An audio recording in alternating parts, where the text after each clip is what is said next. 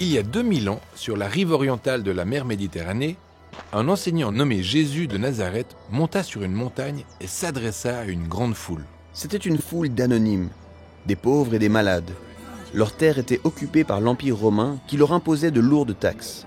C'était un groupe hétéroclite. Et contrairement à leur modeste apparence, Jésus affirma que quelque chose de surprenant était en train de commencer avec eux. Alors, il ouvrit la bouche et dit : « Heureux les pauvres en esprit, car le royaume des cieux est à eux. » Le royaume des cieux, qu'est-ce que ça veut dire ?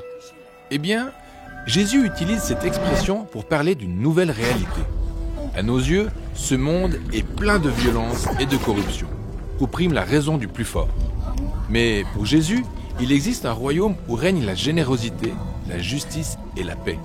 C'est un monde où l'amour a le dernier mot. Oui, mais cette réalité est celle qui existe dans les cieux. Ça nous dépasse. En effet, c'est la réalité céleste de Dieu qui peut sembler loin de nous.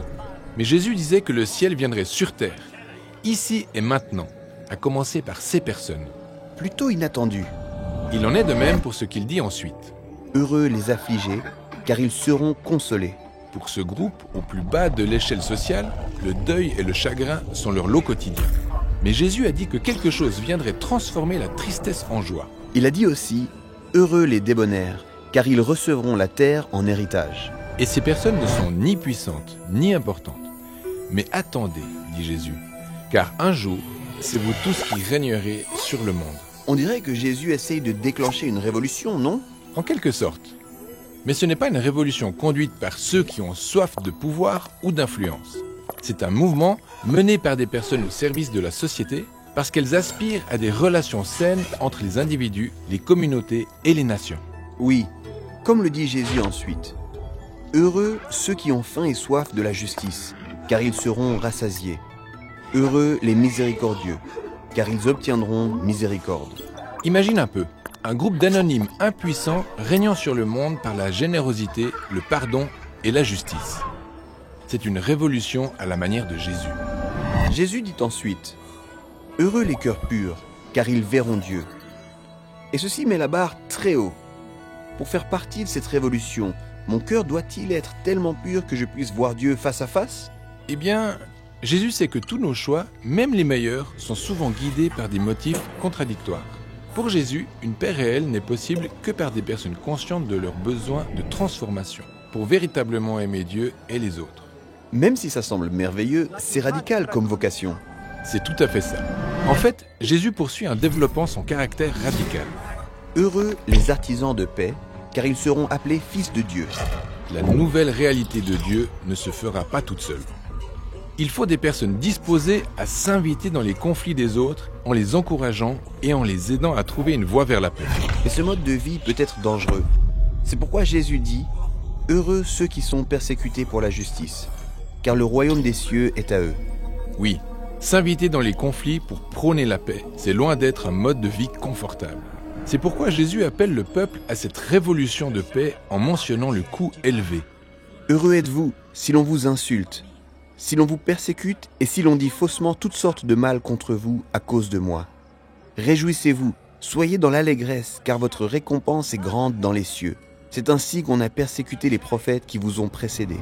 Que signifie les prophètes qui vous ont précédés ? Eh bien, Jésus et toute cette foule sont des Israélites. Et dans leur écriture hébraïque, Dieu a promis que ce serait par Israël que son royaume serait restauré sur toute la terre. Mais au cours de leur histoire, Israël devint aussi corrompu et violent que les autres, et finit par être asservi à des nations oppressives. Mais les prophètes d'Israël se sont dressés contre ces royaumes et ont dénoncé leur corruption. Ils disaient qu'un jour, le royaume céleste de Dieu ferait irruption dans leur quotidien, en commençant par un petit groupe d'Israélites prêts à tout abandonner à Dieu. Jésus veut donc que cette foule comprenne que cet héritage est aussi le sien. Oui, et c'est pourquoi Jésus conclut ce premier bloc d'enseignement par 3 images tirées de leurs écritures. La première est « Vous êtes le sel de la terre ». Le sel est un minéral qui conserve les aliments pendant longtemps. Dans la Bible, le sel est utilisé comme symbole de l'alliance durable de Dieu avec Israël. Jésus affirme que lui et ce groupe hétéroclite sont le fer de lance des promesses antiques et durables que Dieu a faites pour renouveler le monde. Puis Jésus dit « Vous êtes la lumière du monde. Et une ville située sur une montagne ne peut être cachée. Il fait référence à l'image biblique de la lumière de Dieu, de sa présence qui brille depuis sa demeure dans le temple de Jérusalem, la ville située sur une montagne. Or, ces personnes ne sont pas les dirigeants. D'ailleurs, elles ne vivent même pas à Jérusalem. Mais, surprise, Jésus dit « Chacun de vous est le sel, la ville et la lumière de Dieu. Chacun de vous est le bienheureux, la nouvelle Jérusalem qui révélera le royaume de Dieu au monde entier. »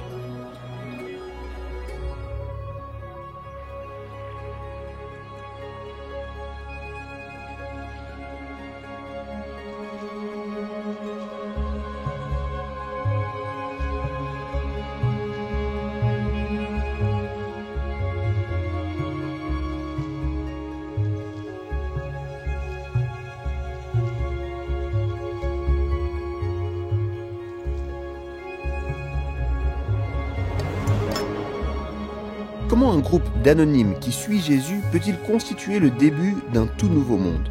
Eh bien, Jésus va les aider à réimaginer qui est Dieu, qui nous sommes et comment nous devrions vivre et traiter les autres. C'est cette section du Sermon sur la montagne que nous allons étudier prochainement.